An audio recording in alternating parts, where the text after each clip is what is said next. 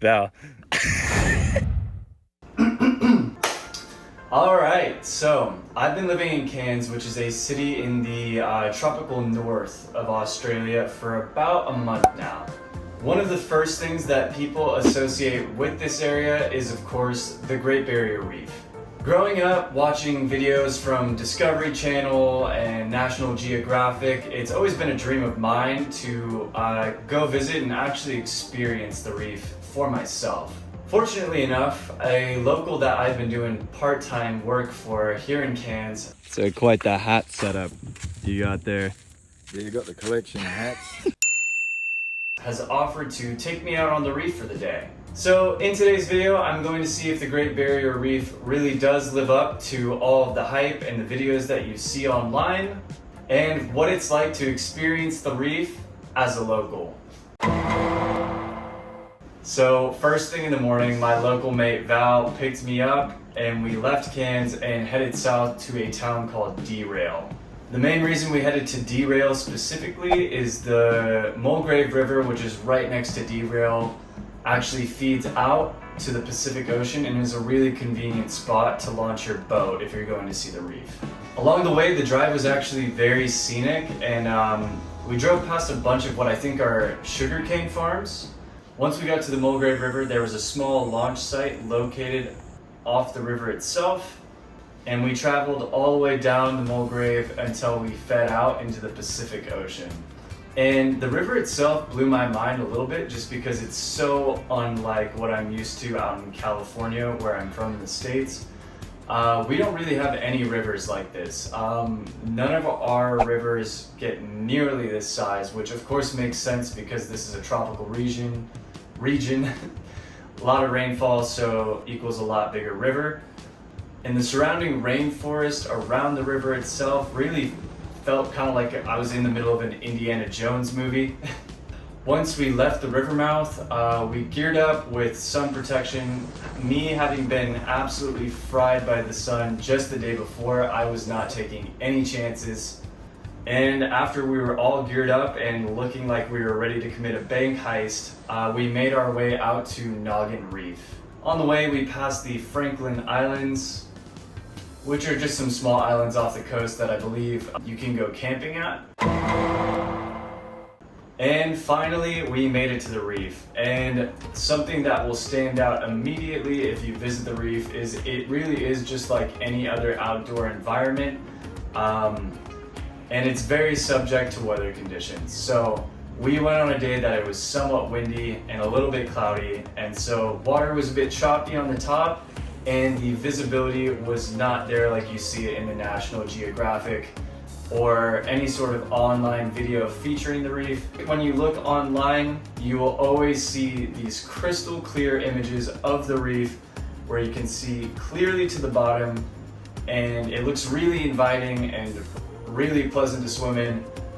But it's a completely different experience when it's choppy out there, the visibility is low. It's a lot more intimidating, at least to me, but maybe I'm being a baby, I don't know. And I think this also has a lot to do with the different reef that you go to. We went to Noggin Reef, whereas I believe Arlington is a lot more of a sheltered reef, and it's got more of a barrier around it. Another thing that really stood out to me on the reef is just how vast and somewhat scary and intimidating it really is. Because you are really out in the middle of the ocean in this small pocket of shallow water.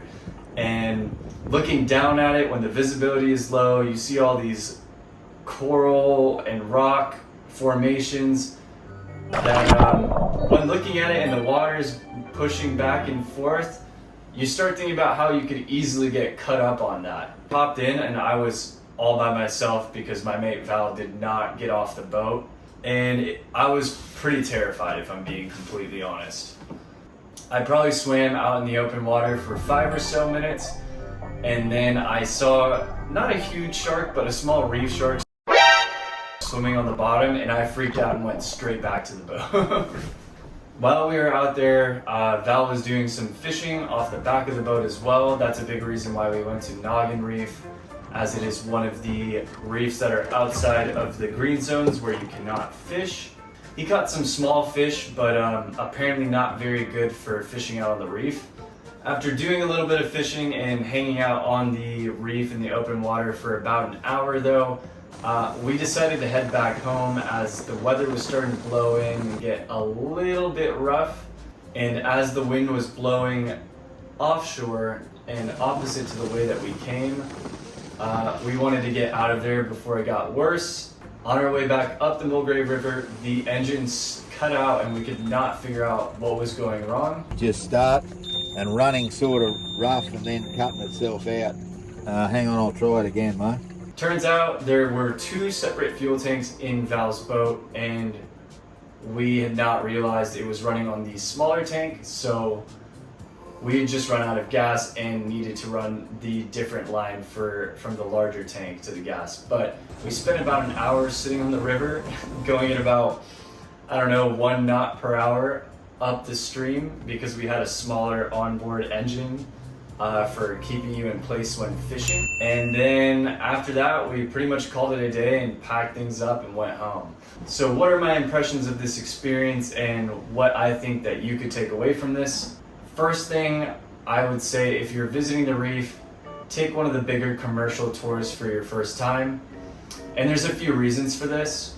The first and biggest reason for me is swimming out on the reef by yourself when it's your first time is just really scary because you are 20 miles or 20 kilometers out in the open ocean in an unfamiliar environment with a lot of marine life surrounding you. This is one of the few cases where I really feel like a guided tour really would help make you feel more comfortable. Plus, just having other people that are not used to the reef as well, I feel like really kind of makes the experience a lot less intimidating when you're out in such a foreign environment. The second reason I would go with a commercial or bigger tour for your first time is just that they generally take bigger boats, and when you're on a smaller boat and you haven't been out to sea a lot, I typically don't get seasick very easily, but on a smaller boat, when you're standing there in the 85, 90 degree weather, 100% humidity,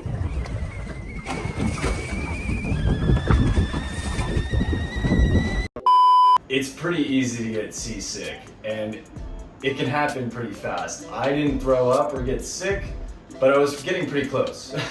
If you're here in Cairns for a while visiting the reef, I would definitely make it a priority to check the weather and make sure that conditions are good.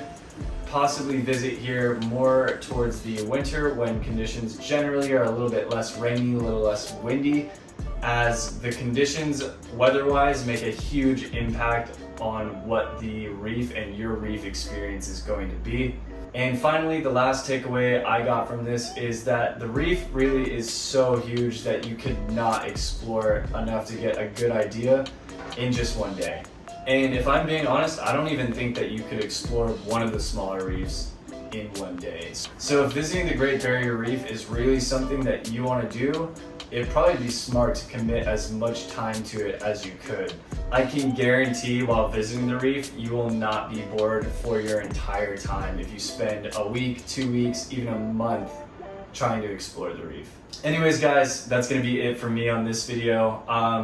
Let me know if you'd like to see another reef video in the future. I definitely want to make another one, as this was just kind of my first experience out on the reef, and I really didn't spend that much time in the water to begin with, as I got spooked. But anyways, yeah, that's gonna be it for me. Thanks for watching, and I'll catch you in the next one.